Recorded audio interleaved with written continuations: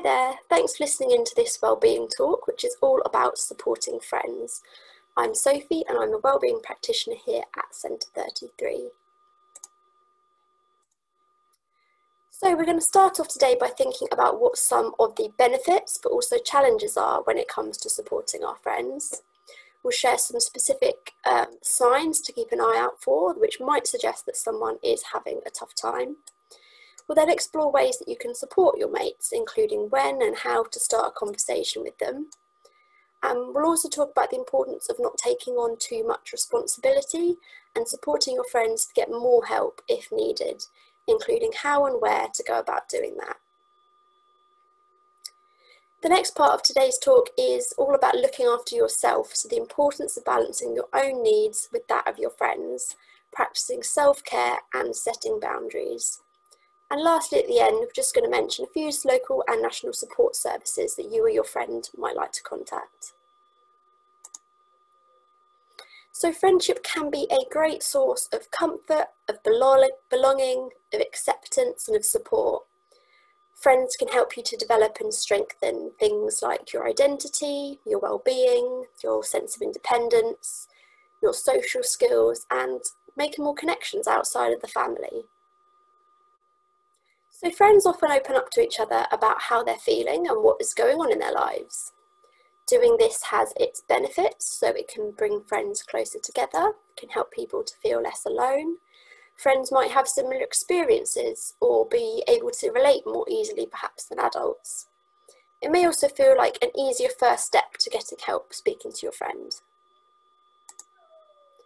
However, supporting friends can also come with challenges, such as worrying about your friend, not knowing what to say when they share something with you, not knowing how to help or where to go for support, perhaps feeling like you're holding too much or taking on too much responsibility. And also it can be challenging balancing being there for your friend with your own well-being and needs. And it's some of these challenges that we're going to be focusing on today. So we wanted to start with some examples of signs that might suggest that a person is struggling or having a tough time. It may be that a friend very clearly lets you know that something is affecting them and that they need support, but it might also be that a friend is less vocal about this or is actually trying to mask that something's wrong. So on the slide here are just some of the more common signs. So verbal signs might be a friend directly saying to you that something's wrong, perhaps indirectly saying things that might suggest that something's wrong, or perhaps even saying less, withdrawing from or avoiding conversations with other people. Some emotional signs might be a friend looking upset or crying, seeming sad, seeming flat, seeming worried or anxious or scared. Perhaps a friend's being more angry than usual or is appearing more withdrawn. And some behavioural signs that you might notice is perhaps they're spending time with their friends less or generally doing less overall. Any kind of distinct change in how they usually are might indicate that something's up. Maybe there are changes in their sleeping or eating habits that you notice. You might notice your friend has developed certain coping strategies. Maybe they're drinking or smoking, using substances, self-injuring or taking more risks. A friend might be becoming more secretive about things, or maybe they're not taking care of themselves as much as they normally do. So if you notice some of these signs, it could mean that something is wrong, and so you might want to think about checking in with your friend. So let's say that you have noticed some changes in your friend's behaviour and you're thinking about checking in with them. There are a few things that might be worth considering before doing this, such as when you're going to speak and how and where you're going to have the conversation. So in terms of the when, you might want to think about when in the day you speak to them. First thing in the morning, for example, might be difficult if it's just before school or college or work. Equally, late at night might not be the best idea if you're both needing to get to sleep. Thinking about how long you're likely to have to chat is also important, as it might not be helpful if the conversation has to be cut short. So in terms of the how, thinking about who is going to have the conversation is going to be part of the conversation. So it might be best to speak with your friend one-to-one, as they might find that an easier way of opening up. Thinking about, are you going to speak to them in person or remotely, like by text or phone? And perhaps thinking about what the benefits or the challenges might be for each of these ways. And then in terms of the where, so if you're speaking in person, thinking about where you're going to do this. We'd suggest finding somewhere which is quiet and comfortable and feels like a safe space for your friend. So for example, you might want to think about whether anyone might interrupt or overhear the conversation. Many people find it easy to open up or speak about difficult things if they're doing an activity at the same time. This can help the conversation to feel perhaps a bit less intense. So you might want to think about doing something with your friend at the same time, like going for a walk or playing a sport or a game.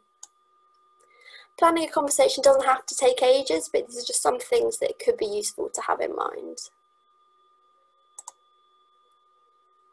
So now we've move on to starting the conversation. So your mate might start the conversation themselves and then you can be led by what they tell you. But if they aren't saying very much, then on the slides here we've got some examples perhaps of ways to get a conversation going. So saying things like, hey, you've not seemed yourself lately, is anything wrong? Or, hey, what's up? I'm here if you want to talk. Or, I get the sense that something's bothering you. Do you want to talk about it? Maybe you could say, you seem quite stressed lately. Is there anything I can do to help?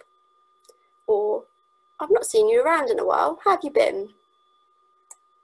Basically, what can be helpful to do is to let your friend know that you're worried about them and that they can talk to you about whatever it is that's going on. If your friend does want to talk, then we'd suggest that these following steps. So first of all, listen to what it is they have to say. It's okay if you aren't sure exactly how to reply to what they tell you. Just listening shows that you care and that you're there for them. And sometimes people want to be heard rather than given answers. Also, kind of encourage you try not to judge or to interrupt them when they're speaking, and also to try and remain neutral and to not give strong reactions to what it is that they tell you. Try to show empathy for how they're feeling, even if you don't understand what's going on. This could mean saying things like, I'm sorry to hear you're feeling like that. That sounds really difficult or stressful or tough for you. Reassure them that they have done the right thing in talking to someone and that you care about them. And then ask them what would help. So what would help both now in the moment and also in the longer term. They might want a range of different things to happen next after they've opened up. They might want someone to listen. They might want emotional support, practical support. So that might be things like helping them to get somewhere, to make food or to get a drink, or maybe practical solutions to the problem. They might want some comforting, distracting, cheering up. They might want some time to themselves.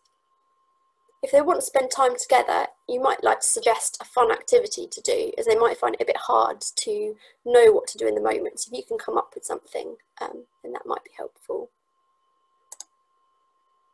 Remember, you don't need to have all the answers. So now your friend has told you what's been bothering them or how they've been feeling. What do you do next? So firstly, it's important to remember that the next steps aren't all on you. It's not your responsibility to fix the problem for them or to have all the answers. But what you can do is encourage your friend to express their feelings in a healthy and safe way. This could mean like writing their feelings down, expressing them creatively, such as through art or music, or perhaps doing something physical, like an activity or an exercise to release the feelings and to boost those positive hormones. You might want to encourage them to do something to take their mind off these things and to cheer themselves up.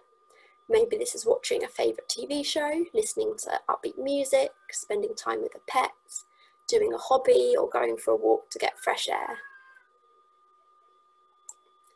And then help them to access more support by encouraging them to perhaps speak to a trusted adult, to reach out to a specific support service or organisation, maybe to access online information and self-help resources. It might be that your friend wants to do that by themselves. It might be that you could support them to do this, such as being with them while they tell a parent or teacher, or sitting with them as they make a phone call or look something up online. If your friend shares with you that they have a diagnosis of a mental or physical condition, you might want to read up about that condition to help you to better understand what they're going through. It's important, however, not to self-diagnose and also to be mindful of any impact to your own mental health.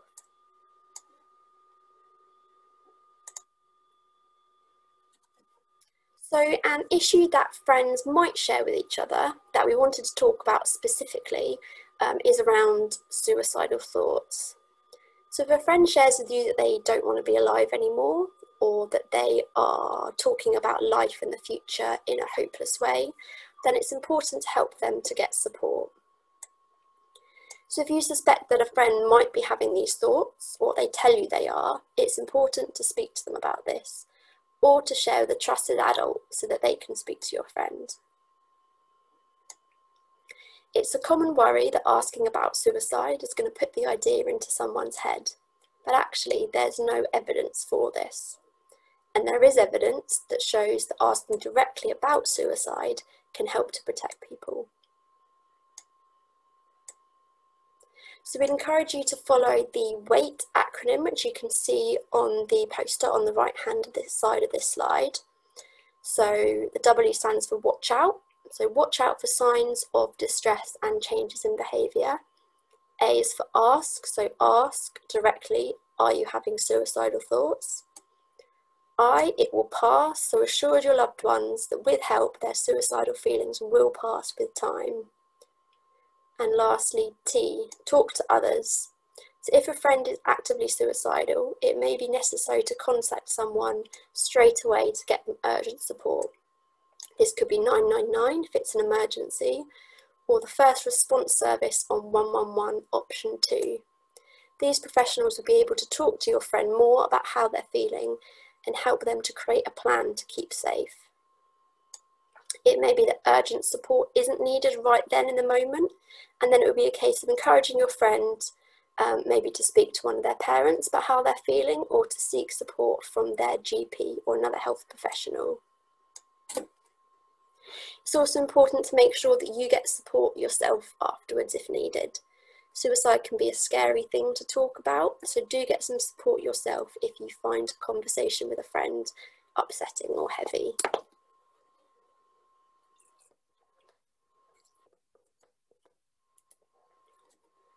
Remember, it's not all on you, but it is important to ask and to help your friend to get support.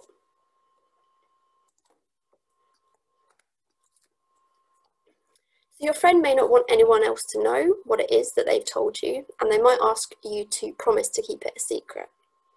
That could also feel like a big responsibility and make you feel worried or stressed. So what should you do if a friend asks you to keep a secret?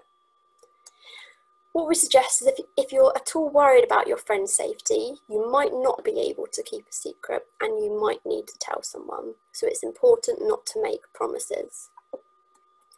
For example, if a friend has been hurt or pressured or taken advantage of by someone, or if they're at risk of hurting themselves, there's some examples of times when you might need to tell somebody else to get your friends some more help.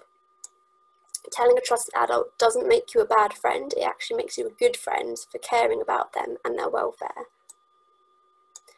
So maybe tell your friend that you're worried about them and so you want to help them get more support, and ask them who they'd prefer to tell. So an example of a conversation could go, hey, that thing I told you earlier, can you not tell anyone about that? I just want to keep it between you and me, promise? So you could say something like, sorry, I can't promise that, I'm worried about you and think it would be good to get more help. Who would you prefer to know? Your friend might say, oh, I guess if we have to tell someone, then my mum. And then you could say, do you want to speak to mum or do you want me to?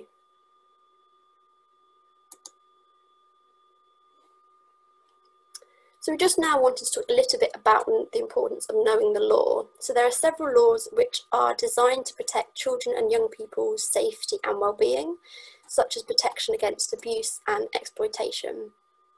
So it's important to have an understanding of these laws for your own safety, and also to keep in mind when supporting friends.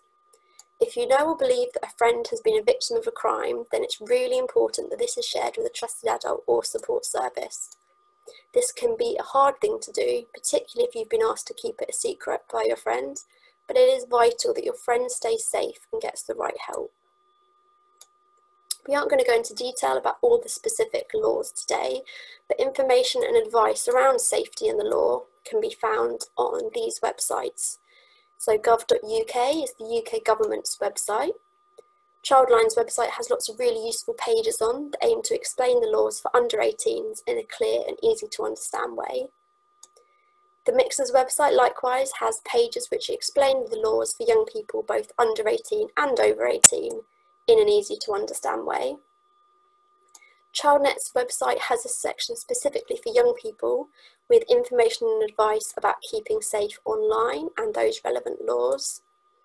And Victim Support's website also has a section specifically for young people with lots of information about different types of crime, ways to cope with crime, and how to get support.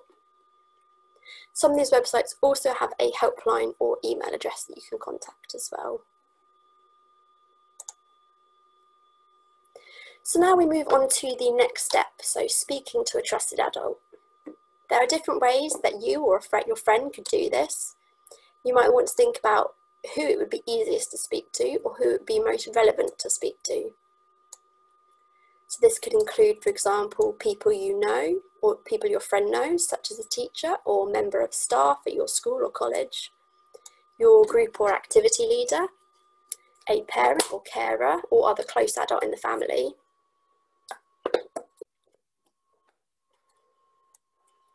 It could include support services. So Young Minds, The Mix and Childline all have helplines you can call to get support. And Childline also has an online chat service. Victim Support have a helpline and Rape Crisis have both a helpline and online chat service. You or your friend could of course get in touch with our frontline team at Centre 33. Another support service would be your friend's GP or doctor. In terms of urgent support, if your friend needs support urgently, we would encourage them and or you to contact the emergency services in an emergency, so ringing 999 or going to your local police station or A&E department. If they need urgent medical help, there's the first response service on 111, and Young Minds also have a crisis messenger text support. If you're the one doing the talking, try to tell this other person exactly what it is your friend told you and what it is that you're worried about. So for example, starting a conversation by saying, I'm worried about my friend and think they need some help. They told me XYZ. Or my friend told me X and I'm not sure what to do. If a friend doesn't want to talk, what can you do?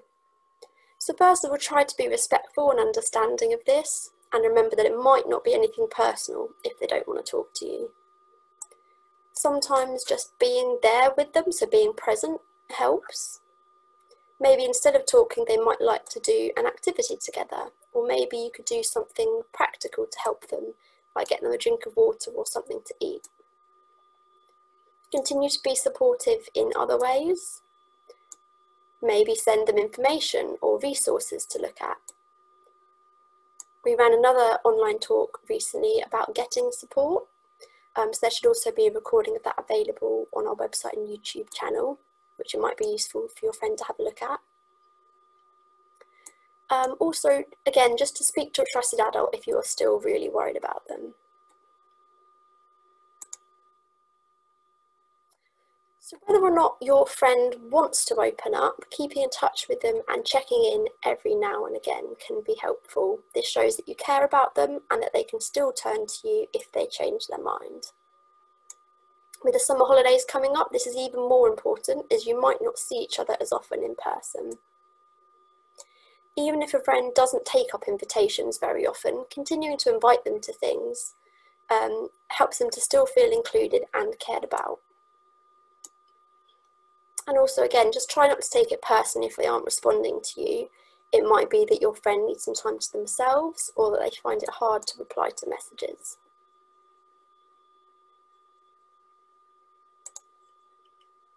So now we want to move on to looking after yourself. So it's important to look after yourself when supporting your friends and to be mindful of any impact that supporting them is having on you. But it's really important not to spread yourself too thinly and to take on too much, particularly if you have your own things going on. So I would encourage you to check in with yourself. So every now and then say, how am I feeling? What do I need right now? We'd also encourage you to practice self-care. So this could include things like spending time on your hobbies, doing something relaxing, connecting with friends and family, making sure you're getting enough sleep and that you're getting balanced meals and drinking enough water, doing something active and getting fresh air outside, and checking in on what coping strategies you use.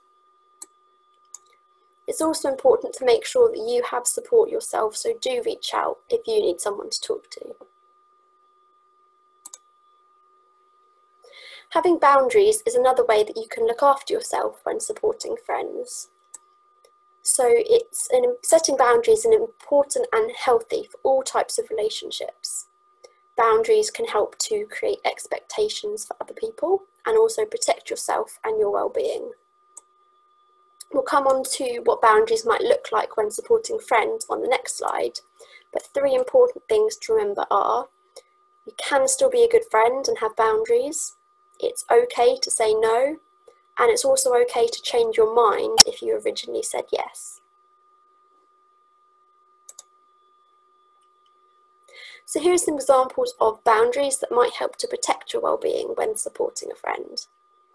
So it could be not responding to messages late at night, taking time away from your phone or other devices, telling someone that you only have a certain amount of time to chat and going to need to go afterwards, explaining that you can't keep secrets, or explaining actually that you aren't able to help, but suggesting who they could speak to instead.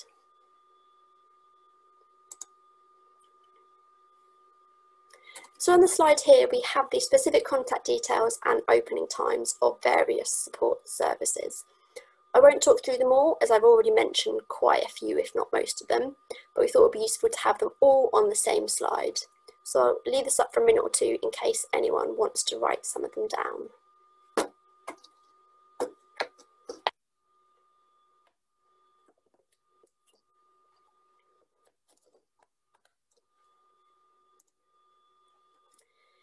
You can, of course, always reach out to Centre 33 or encourage your friend to.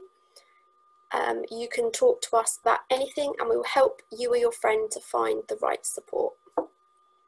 We can help with a range of things at Centre 33, including mental health, housing, employment, money, sexual health, or young carers support.